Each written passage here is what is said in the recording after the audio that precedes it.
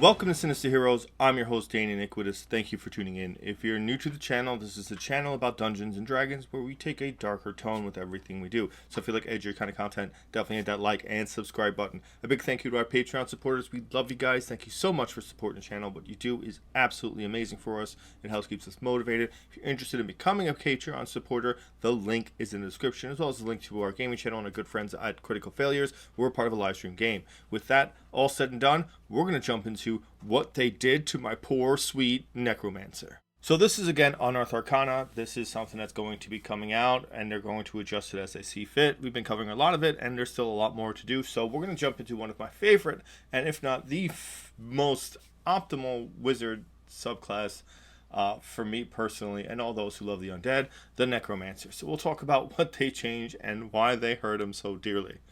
So let's jump into it. Right at level 3, you get Necromancy Savant. Choose 2 wizard spells from the Necromancy School, each of which must be no higher than level 2, and add them to your spellbook. In addition, whenever you gain access to a new spell slot in this class, you add 1 wizard spell from the Necromancy School to your spellbook for free. The chosen spell must be of a level at which you have spell slots. So this is good for continuously making sure you have an abundant amount of necromancy spells. It's great, it's on brand, it feels good, it feels like an important thing to have to kind of, nudge you into casting more necromancy spells, which I think really makes sense being a necromancer. Now, you also gain necromancy spellbook. So the secrets of necromancy magic in your spellbook grant you additional powers. You gain the following benefits. You gain necrotic resistance, which gives you obviously resistance to necrotic damage, and grim harvest. When you cast a necromancy spell using a spell slot, choose yourself or a creature you can see within 30 feet of yourself to gain a number of temporary hit points equal to the spell slot plus your intelligence modifier in hit points. Now, this is different from the previous Grim Harvest, which was if you killed an enemy, you regain hit points equal to double the spell slot used. And if it was a necromancy spell, it was triple the spell slot used. So this is a little strange. It does give you an opportunity to continuously send out temporary hit points and keep that flowing to give this sense of a inhuman endurance to whatever it is you have or whoever you choose to have that. Moving on to level 6, you gain grave power. You have discerned more necromantic insights and inscribed them into your spellbook. While holding your spellbook, you gain the following benefits. Grave resilience. When you use arcane recovery, your exhaustion level, if any, decreases by 1. An overwhelming necrosis. Damage from wizard spells and wizard features ignores resistance to necrotic damage. Now this is very good because there's a huge amount of stuff that's resistant and a very few amount of things that are immune to necrotic damage. It definitely makes necrotic a little bit better of a damage this way because you're ignoring resistance to it, and a lot of the things you'll be fighting tend to be, you fight undead a lot of them have resistance to necrotic damage. Some of them don't even have any resistance, but only really the high end bosses will have immunity. If you're fighting in a very heavily undead campaign, necromancy is one of those things that's kind of wishy-washy as to why you would want to do it for a wizard, but it does give you some options to keep yourself pushing that boundary forward. Keep in mind you still have access to things like fireball and lightning bolts, so your damage is always there and always available. Now you also gain undead thralls. You always have summon undead prepared and can cast it once without expending a spell slot. When you cast Summon Undead without a spell slot, you regain hit points equal to half the summoned creature's total hit points, but doing so halves the creature's hit points. Once you cast the spell without using a spell slot, you must finish a long rest before you can cast the spell in this way again. So this is where the problems start coming in. So the previous Necromancy Wizard from the 5th edition version gave you undead thralls, but this is how it read. At 6th level, you gain the Animate Dead spell added to your spellbook, if it is not there already. When you cast Animate Dead, you can target one additional corpse or pile of bones, creating another zombie or skeleton as appropriate. Whenever you create an undead using a necromancy spell, it has the following benefits. Its hit point maximum is increased by amount equal to your wizard level, and the creature adds your proficiency bonus to its weapon damage. Now, this is a big change. Now, granted, you get the summon undead spell, which is a pretty good spell. Being able to cast it once without a spell slot is great, but casting it at half hit points so you can regain hit points is kind of an interesting trade-off. In a situation where you were in dire need of health, this is really strange because you are regaining half that hit points, plus you're getting Grim Harvest, which is giving you the spell slot level plus your intelligence modifier and temporary hit points. So you're getting a pretty decent amount of hit points and temporary hit points added onto your character. And a summoned creature at half its full health. I like Summon Undead. I really do. I think it's a great spell. Here's my problem. You do not feel as good of a Necromancer as when you were previous. This is my big issue. Making your undead tougher, stronger, having them have more hit points, having them deal more damage is a very powerful thing for a Necromancer. I mean, think about pulling up with armies of the undead fighting another Necromancy Wizard. Like, if these two fought, the previous one would just steamroll them. I get there was an issue with having hundreds and hundreds of undead. It's a problem. But I don't think this is as good of a solution because it makes spells like Animate Dead or Raise Undead really not that beneficial. It does not make them feel as cool. Like, don't get me wrong, you shouldn't ever really have more than 4 undead minions at a time. I think that makes the most sense. Anywhere between 2 and 4. I think that's the max. I think that's where it stops being a problem, and it's still really usable. Especially, you have to be very tactical adept. Otherwise, it's going to take you 45 minutes to do your turn, and nobody wants to sit there and wait through that. And it's a real big downer in communicative combat when you're waiting forever for somebody to take their turn, because there's just so much they have to do. So I feel like this is a bust. I feel like this skill just doesn't add up. It's not on par. It's not better. It's just worse than what it previously was.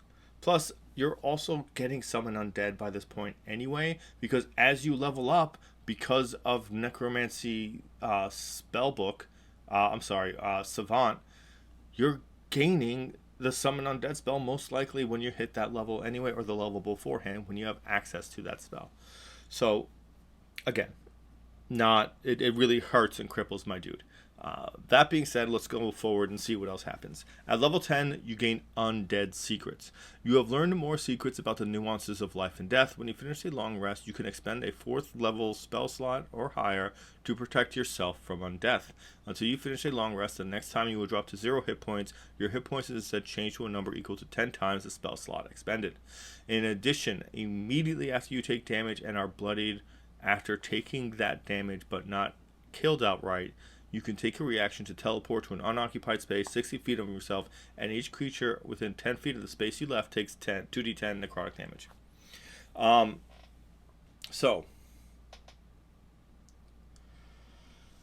Undead Secrets is a pretty cool ability. I feel like that does really well tie in to being a necromancy. Getting drop to 0 hit points and then coming back makes sense. I think this is a pretty good ability, especially that like teleportation where you leave like a necrotic bomb in that area is also pretty cool. It's a great thing when you take damage when you're below half HP, so that way you can cause some damage and teleport away. I think that's really, really cool. Plus, it's 60 feet.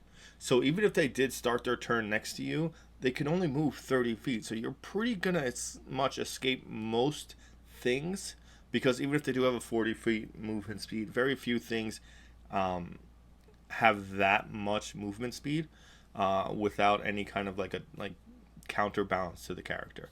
So very rarely will this not get you safe from give you a good distance to be safe from whatever it is that attacked you. The final level ability that you gain is level 14. You gain Death's Master.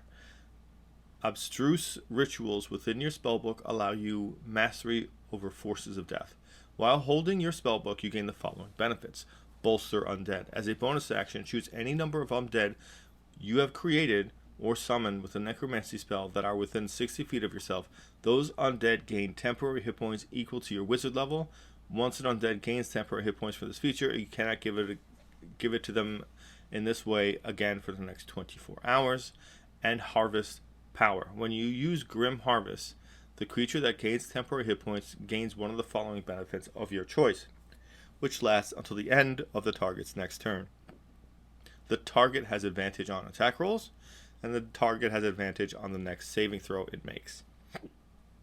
Again, this is one of those things that I feel like advantage on attack rolls is probably going to be the more used option here. Grim Harvest does come up a lot with giving you a lot of ways to be supportive to your team, and it does encourage you to cast more necromancy spells.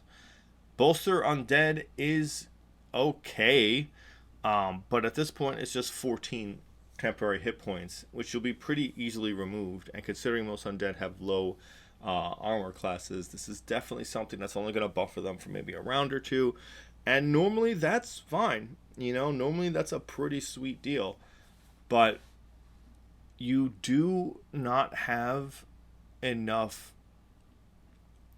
ability or want to have that much undead with you. It's really just summon undead because you gain that as undead thralls, which is more of a defensive feature than it is a real normal feature.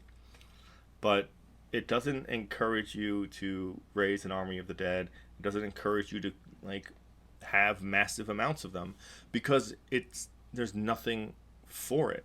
It's really late in the game to be gaining something that benefits your undead at this point. Your undead thralls don't gain anything special because it's just summon undead, and that's your concentration. So are you going to raise undead without any real benefits to them and do this? It's really kind of a crushing blow. So all in all, this doesn't seem like that great of a change. It misses out on the fundamental thing that being a necromancy does. The necromancer brings things back from the dead. That's what they do. They are not a warlock. They are not a witch. They are not a sorcerer. They are meant to play with life and death. It does give you a couple of cool things. I think the improvement to Grim Harvest is better. I like that you gain resistance immediately. I like that you'll always be gaining new necromancy spells as you gain higher spell slot levels. I don't like that there's no encouragement to use raise undead or create undead or raise dead, because at least with raise dead you gain 2 for every spell slot as opposed to just 1, and you can assume control over a good amount of them without burning through your spell slots at a very, very difficult rate. It does take away from your other abilities as a wizard when you're constantly feeding into doing that, and without that you now have this circumstance where you have nothing to encourage you or benefit you from casting these spells, where Raise Undead could give you more hit points in the way of you. It didn't matter if they were really doing a large amount of damage because their attacks will be relatively low comparison to everything else. The caveat is you have a bunch of them. So even if you have them all attack the same thing, if all 4 of them roll with their 1 attack and only 1 or 2 hit, that's 1 or 2 that's getting hit plus an additional damage plus whatever your proficiency bonus was as a bonus action to keep things congested, to keep things stuck, to kind of blockade them from going towards you. They are every much a defensive unit as they were an offensive unit. You could have them all just grapple something and then shove them to the ground, and then you have 4 people grappling one entity, and you can walk them into Cloud of Daggers and just hold them there. It didn't matter if your undead died. It didn't matter what the circumstances were because they are expendable and easily replaced. In this one, you don't have anything like that. You really lose on the availability of being that scary necromancer and being more so just someone who casts dark magic. And I think that's where the difference is in what they think a necromancer is and what a dark magic caster would be. Now, with all that said and done, if you took the new version of this necromancer and just added in the old school version of the undead thralls, I think that would make this perfect. I think all the other improvements are actually really, really good and very usable and very, very beneficial. It helps you support, even though you are kind of using offensive spells and things like that. And it does give you an opportunity to bolster your undead by using Bolster Undead from Death's Master. It gives you a more clinical approach to caring for your undead and how important they are to you. That is, I think, a better version, the hybrid of the two, really just swapping out Undead Thralls for the previous one. Outside of that, I really do like all the other abilities. But we'll see what they do when they finally do release this. But if you like the video, definitely hit a like and subscribe. If you agree, disagree, definitely tell me in the comments. I love to hear from you guys. It's really big for us to communicate with you. It's one of our favorite things about doing this channel. And a big thank you to our Patreon supporters. We love you guys. If you can, be a Patreon supporter. The link is in the description, as well as a link to our good friends with Critical Failures and our game streaming channel. With that said and done, thank you for giving a spooky kid a chance.